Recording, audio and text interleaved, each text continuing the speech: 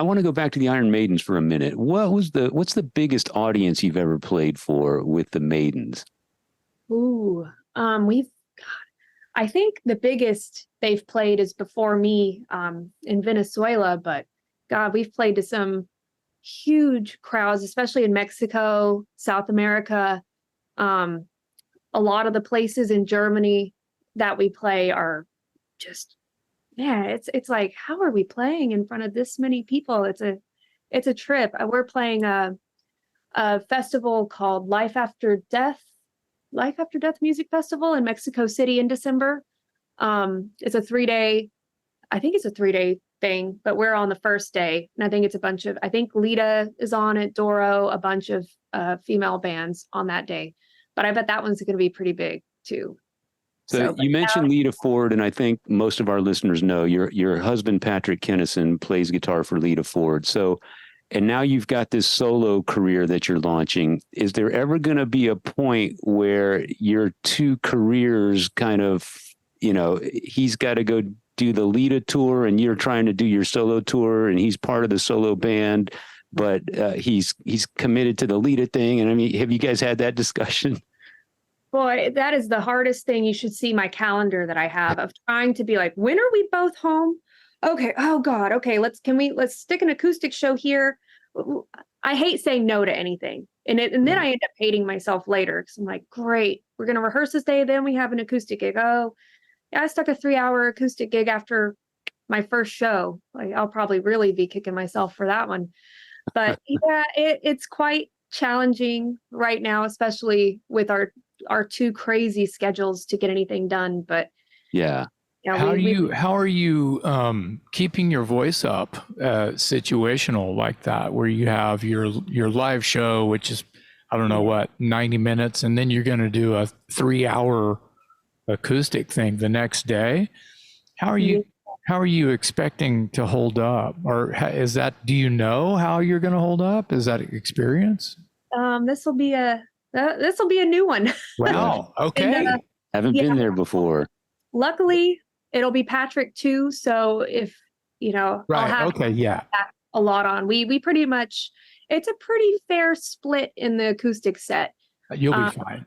Yeah. And then some of the songs that I normally sing, he can take over if needed. So I know it'll just be a lot of water, and then, a lot of water, and hopefully some decent sleep a couple of nights before.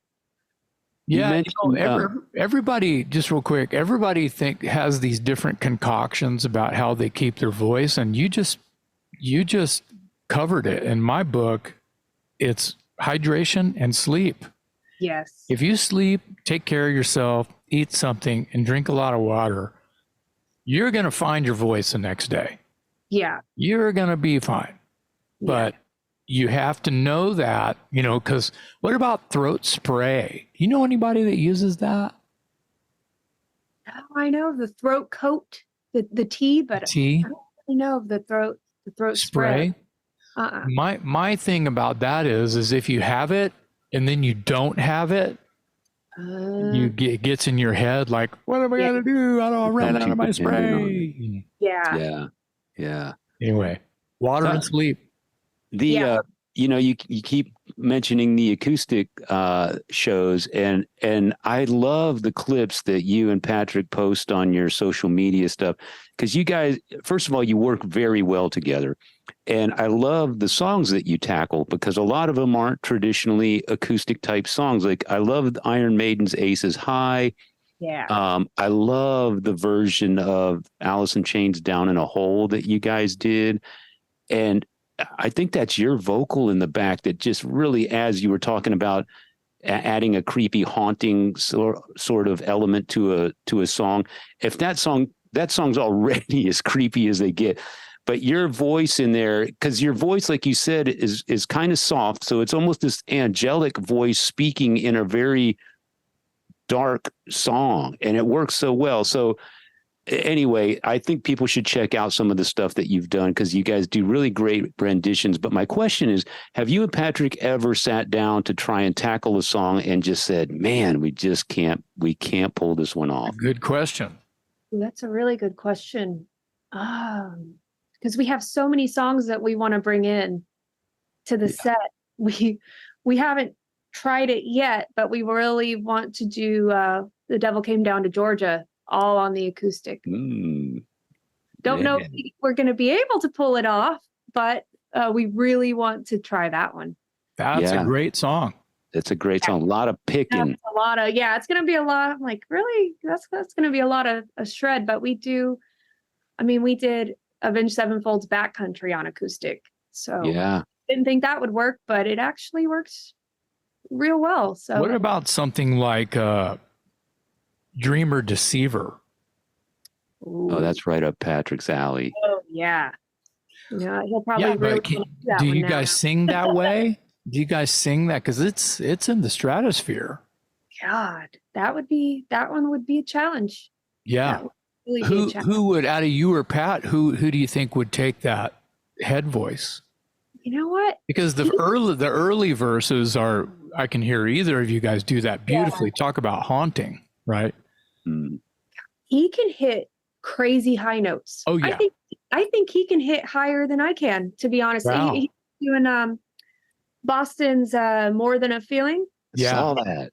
And he started doing that one solo just because we haven't been home to do a gig together in a while. And he would just send me clips like, look, here's the crazy high note. Yeah.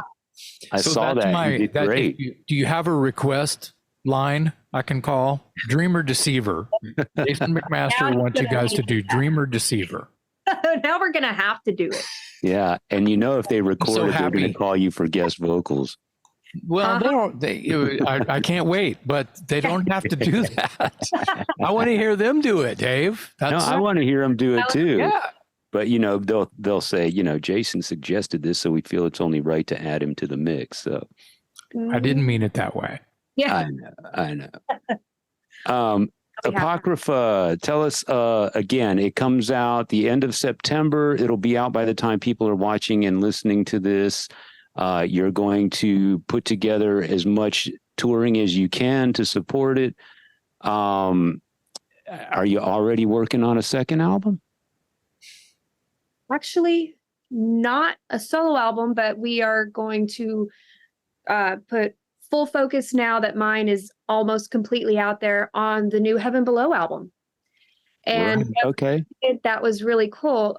It's already mostly done. I think Patrick has so many songs to choose from, but I have to get in there and record my parts. But I was like, wouldn't it be so cool to link this album to the Heaven Below album? So the last song, Unite, we recorded super last minute, and it's just a very short clip, and Patrick's on it too, singing, but it transitions into the Heaven Below album. So if you were to listen to the end of mine going into the beginning of the new Heaven Below, it kind of transitions into that sequel. Nice. So I wanted to be cool with it. I was like, what can I do to combine these two things in a way? They're not related, but in a way.